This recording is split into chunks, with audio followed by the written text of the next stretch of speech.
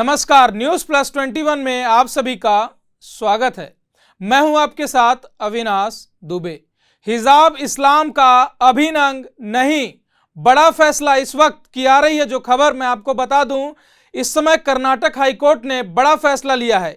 हिजाब इस्लाम का अभिन्न अंग नहीं, पूरे शहर को इस वक्त छावनी में तब्दील कर दिया गया है। कर्नाटक हिजाब विवाद पर कर्नाटक हाईकोर्ट ने अहम फैसला सुनाया है।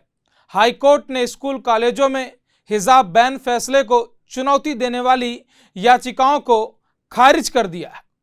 कोर्ट ने अपने फैसले में कहा है कि हिजाब पहनना इस्लाम की अनिवार्य प्रथा का हिस्सा नहीं है, इसलिए स्कूलों में यूनिफॉर्म पहनने के लिए बाध्य करना ठीक है, जिसका स्टूडेंट विरोध नहीं कर सकते।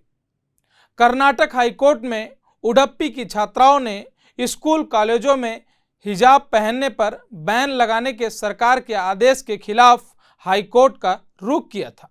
इस पर सुनवाई के लिए 9 फरवरी को chief justice Rituraj Awasthi, justice Krishna S Dixit और जस्टिस जे.एस. खाजी की बेंच का गठन किया गया था।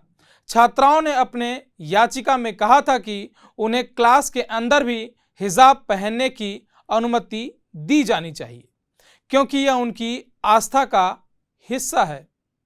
वहीं आज कर्नाटक हाईकोर्ट के फैसले के बाद उडुपी की इन छात्राओं के वकील अनस तनवीर ने कहा कि वे कर्नाटक हाईकोर्ट के इस फैसले के खिलाफ जल्द ही सुप्रीम कोर्ट में एक याचिका दाखिल करेंगे। हिजाब विवाद पर हाईकोर्ट के फैसले के बाद कर्नाटक के मुख्यमंत्री बसवराज बोम्मई ने कहा कि इस फैसले का सम्मान किया जाएगा। उन्होंने कहा कि हम हाईकोर्ट के फैसले का सम्मान करते हैं। छात्रों के लिए शिक्षा जरूरी है। सभी लोग हाईकोर्ट के आदेश का पालन करें और प्रदेश में शांति बनाए रखें। केंद्रीय संसदीय कार्य मंत्री जोशी ने भी कोर्ट के फैसले का स्वागत किया है। उन्होंने कहा, मेरी सभी से अपील है कि राज्य और देश को आगे बढ़ाना है। सभी को हाईकोर्ट के आदेश का पालन करना चाहिए और प्रदेश में शांति बनाए रखना चाहिए। स्टूडेंट का काम पढ़ाई करना है। हिंदू मुस्लिम जातिवाद को दरकिनार कर वह लगातार अपनी पढ़ाई पर ध्यान दे और अपना नाम रोशन करें, प्रदेश का नाम रोशन करें। किसी प्रकार का विवाद खड़ा न करें। हम यही कहते हैं कि छात्र अपना ध्यान पढ़ाई में लगाएं। हाईकोर्ट के फैसले से पहले ही पूरे कर्नाटक में कड़ी सुरक्षा के इंतजाम कर दिए गए हैं। कोप्पलगढ़, कलबुर्गी, दावपड़गेरे, हासन, शिवामोगा, बेलगांव, चिक्कबल्लापुरा, बेंगलुरु और धारवाड़ में धारा 144 लागू कर दी गई है। शिवामोग में स्कूल कॉलेज बंद कर दिए गए हैं। इसके अलावा इस मामले की सुनवाई कर रहे हाईकोर्ट के जजों के आवास की भी सुरक्षा बढ़ा दी गई है।